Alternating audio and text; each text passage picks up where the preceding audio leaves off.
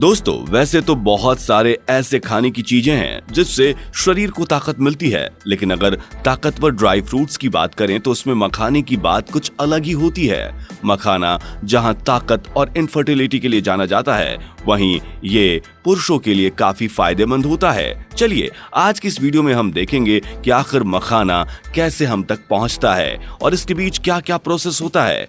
उसके बाद हम ये भी जानेंगे कि कैसे ये मर्दाना ताकत भी बढ़ा सकता है। चलिए वीडियो को बिना स्किप किए आगे तक देखते रहिए। और हाँ, अगर आप इस चैनल पे नए हैं तो चैनल को सब्सक्राइब कीजिए, बेल आइकन दबा के नोटिफिकेशन भी ऑन कर लीजिए ताकि आपसे हमारी कोई भी वीडियो मिस ना हो। चलिए अब वीडियो को एक लाइक कीजिए और शुरुआत करते हैं और जानते हैं मखाना कैसे हम तक पहुंचता है। मखाना देखने में खूबसूरत तो होता ही है, खाने में स्वादिष्ट भी होता है। पौष्टिक तो ये कितना है ये तो हम आप जानते ही हैं। इसको तैयार करने में आज भी पारंपरिक तरीके ही अपनाए जाते हैं जो काफी जटिल होते हैं।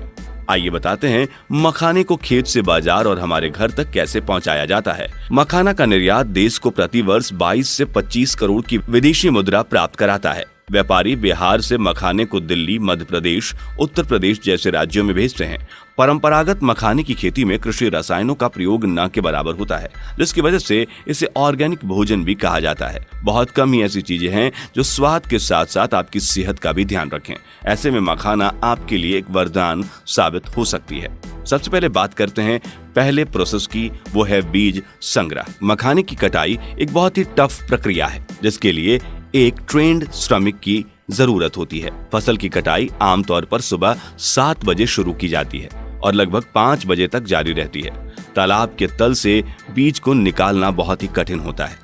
इसके लिए कई तरह के ऑपरेटर्स अभी यूज किए जा रहे हैं, लेकिन अब मखाने की खेती तालाबों से निकलकर खेतों में आ गई है और अब खेत से बीज एकत्र करना थोड़ा इजी हुआ है। आइए जानते हैं दूसरे प्रोसेस के बारे में, बीजों की सफाई और उसका भंडारण। एक बार बीज इकट्ठा करने के बाद उन्हें एक ऐसे उपकरण में डाला जाता है जिसे गांजा नामक एक सिंग का उपकरण मानते हैं। एक बेलनाकार उपकरण में इसे अच्छी तरह से हिलाया जाता है, फिर उन्हें साफ किया जाता है। साफ करने के बाद इन बीजों को कुछ घंटे के लिए धूप में सूखने के लिए छोड़ दिया जाता है। उसके बाद छोटे बैग में इसे पैक कर दिया जाता है। मखाने के बीज सीधे धूप में 3% नमी खो देते हैं।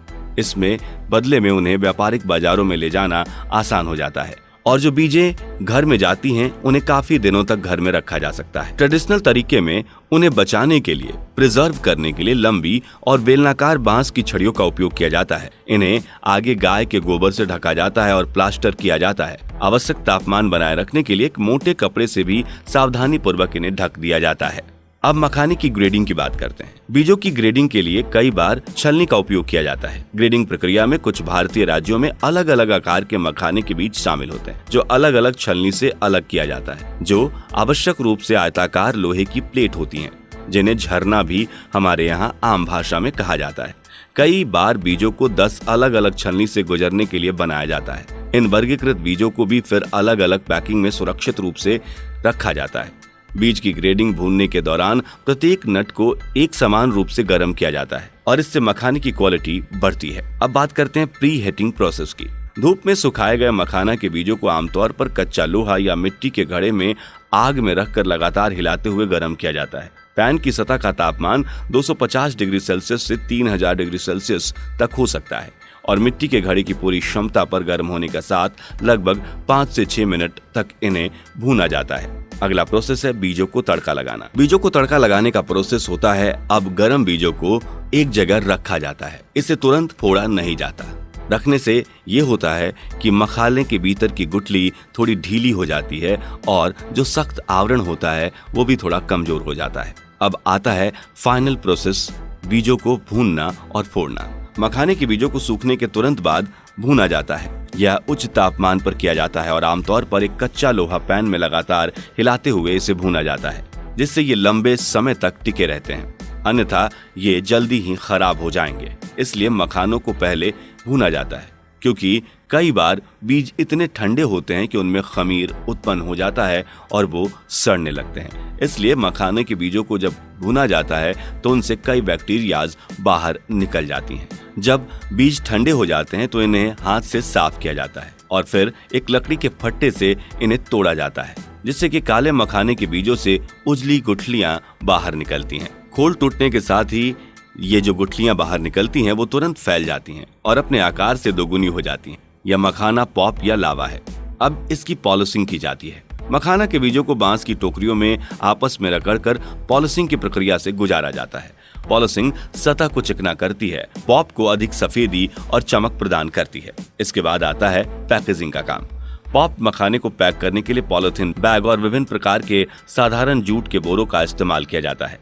हालांकि केंद्र सरकार ने बिहार के दरभंगा जिले में मखाना के विकास के लिए बहुत पहले मखाना रिसर्च सेंटर भी बनाया था। अब आगे हम जानेंगे कि मखाना से किस तरह के फायदे होते हैं और मखाना किस तरह से हमें फायदे पहुंचा सकता है।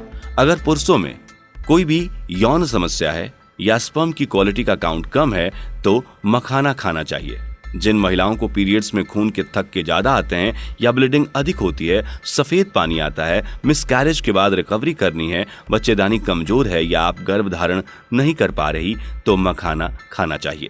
पीओएसडी, थायराइड, डायबिटीज और कमजोरी में भी मखाने फायदेमंद होते हैं। वजन घटाने में भी मखाने आपको खाने चाहिए। मखाने में कई तरह के पोषक तत्व होते हैं। 32 ग्राम मखाने में 20 ग्राम carbohydrate, 5 gram protein, 15.9 IU vitamin A, 0.3 milligram vitamin B6, 33 microgram folic acid, 1.2 milligram iron, calcium 52 milligram, potassium 430 milligram, phosphorus 198 milligram, omega 3 fatty acid 32 milligram और 340 मिलीग्राम ओमेगा 6 फैटी एसिड होते हैं। मखाना खाने से पुरुषों में इनफर्टिलिटी का इलाज भी होता है। इससे वीर्य का चिपचिपापन बढ़ जाता है, जिससे वीर्य की क्वालिटी और क्वांटिटी में सुधार आता है। मखाने से यौन इच्छा में भी वृद्धि होती है और कई तरह के यौन कमजोरियों में ये काफी फायदेमंद होता है। दोस्तों, आपको मखाने की ये जानकारी कैसी लगी, आप हमें कमेंट करके जरूर बताइए। और अगला वीडियो आप किस टॉपिक पे देखना चाहते हैं ये भी हमें कमेंट करके जरूर बताइए। अगर आपने अब तक इस चैनल को सब्सक्राइब नहीं किया है तो जाने से पहले चैनल को सब्सक्राइब करते जाना मत भूलिएगा, क्योंकि इसी तरह की जानकारी हम लाते हैं। जो जानकारी असल हो वो हम आप तक पहुंचाते हैं। फिर मिलेंगे अगले वीडियो में, लेकिन हमारे चैनल पे और भी बहुत सारी वीडियोस आपका इंतजार कर रही हैं जिसमें इसी तरह की जानकारी है। उन्हें भी जरूर देखें और वीडियो को लाइक शेयर करना ना भूलें। Thanks for watching.